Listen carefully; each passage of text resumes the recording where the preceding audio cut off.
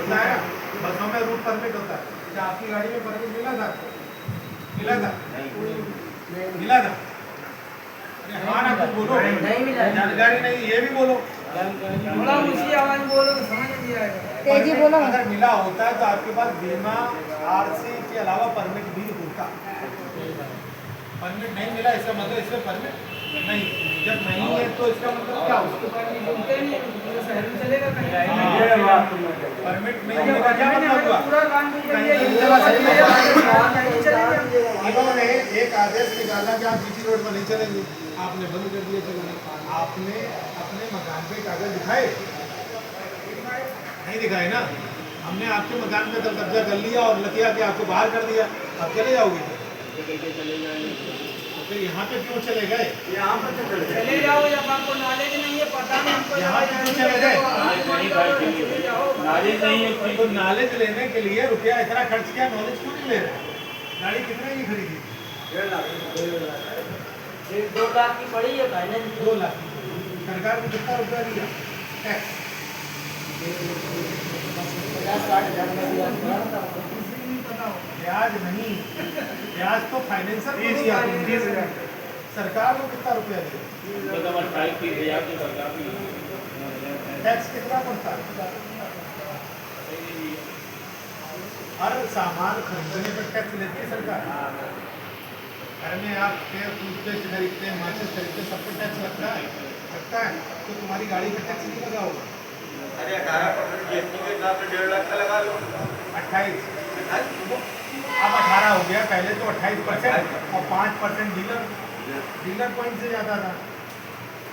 भाई 28 में सामान खरीदा जाता है जो स्पेयर पार्ट्स आता है, फिर गाड़ी तैयार करके 5% में डीलर को दी जाती है, डीलर 5% में आपको देता है। कितना हो गया टोटल?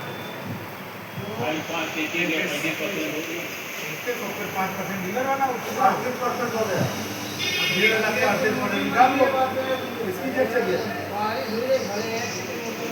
इसकी जेब चाहिए और बदले में मिला क्या सुविधा? क्यों? पता नहीं, जानकारी नहीं। ये बात करने के लिए महत्वपूर्ण बात है या नहीं? ये जानकारी का अभाव है। जब हम किसी को पैसा दे रहे हैं तो बदले में किराया दे रहे हो जिस मकान में, उस मकान में अगर तुम्हें बाहर कर दिया जाए फिर किराया देते हो, दोगे? क्यों? नहीं देंगे। तो दे रहे हो ना। यहाँ का सरकार को टैक्स दिया आपने, कितना दिया टैक्स बताओ मुझे? 38 क्या परसेंट? 1.5 लाख पर 38% कितना होता है? लगभग 45,000-42,000 टैक्स एक गाड़ी पे दिया। कितने पे? एक गाड़ी।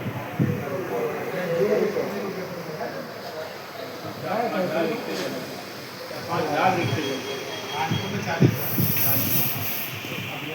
कहने को हवा में कुछ भी बातें होती है। 40,000 से ज़्यादा नहीं है, 40,000 से कम। अगर ज़्यादा होते तो सत्यापन का हट गए, क्योंकि अब कब से रिक्शा चला ये पहला रिक्शा कितने लोग थे? आपका भी पहले रिक्शा है? 10 साल।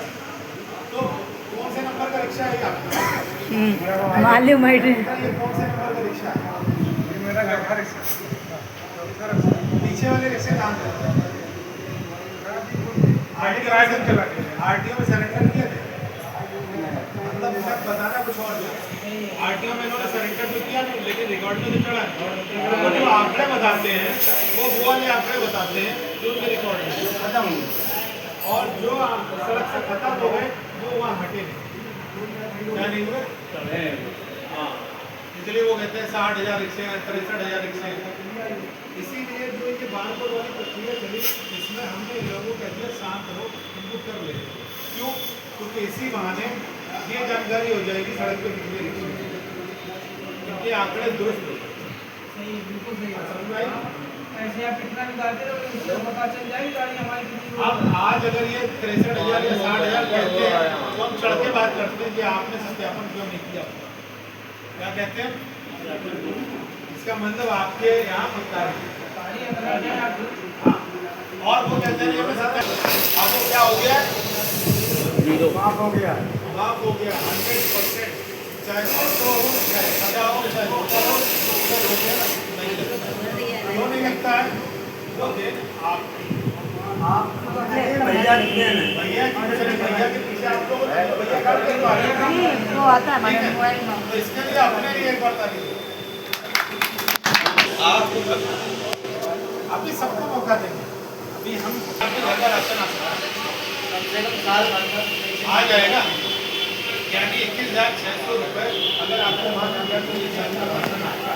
साल का आराम से फायदा कितना मिला? सीधे आप। दूसरी चीज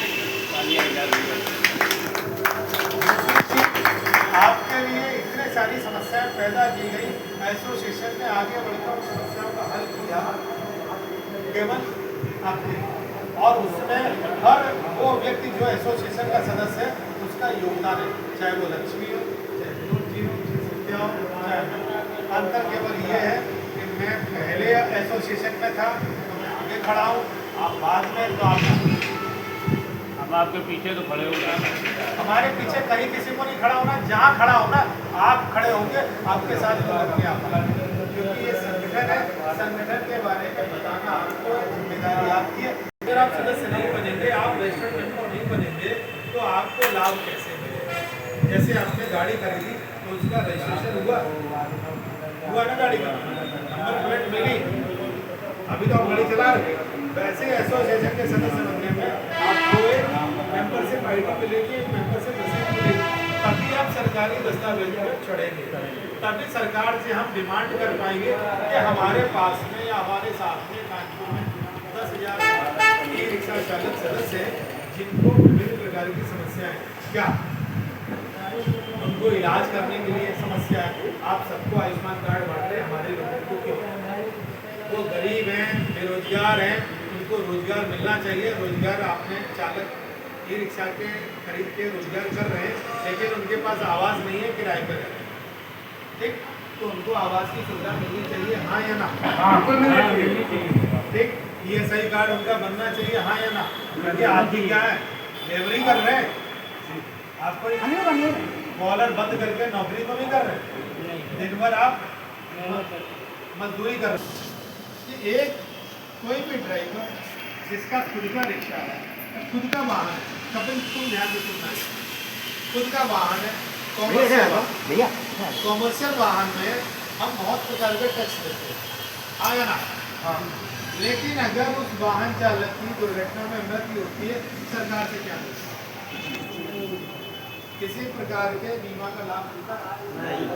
गाड़ी का बीमा होगा तो कवर होगा। हम राजस्व सरकार के विभाग से RTO की तरफ से हमें कोई लाभ नहीं मिलना चाहिए, नहीं मिलना चाहिए।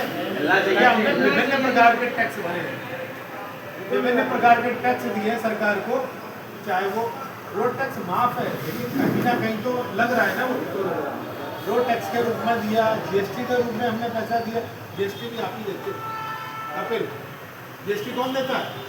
क्योंकि आप अंतिम छोर के ग्राहक हैं, जो अंतिम छोर का ग्राहक होता है सारा GST उसी को पे करना होता है, चाहे आप मोबाइल खरीदें, चाहे आप नमक खरीदें, चाहे आप गाड़ी खरीदें, सारा टैक्स GST का अंतिम छोर का ग्राहक होता है। वो भी आपने भरा, मिला क्या? कुछ नहीं। हम इसकी जो चौथा पॉइंट बताया, इसके लिए हम लेटर तैयार कर रहे हैं और हम अपने एसोसिएशन के सभी सदस्यों को इसका लाभ, आवास योजना का प्रपोजल तैयार होकर जा चुका है, उसको विचार करना हो रहा है। भैया देखो, आपको 1-2 लड्डू एक्स्ट्रा मिलेगा। उसकी मैंने बात की है, जिसमें उन्होंने कहा 1 लाख रुपये आप और कब्जा ले लें और 3500, 4,000, 4500 और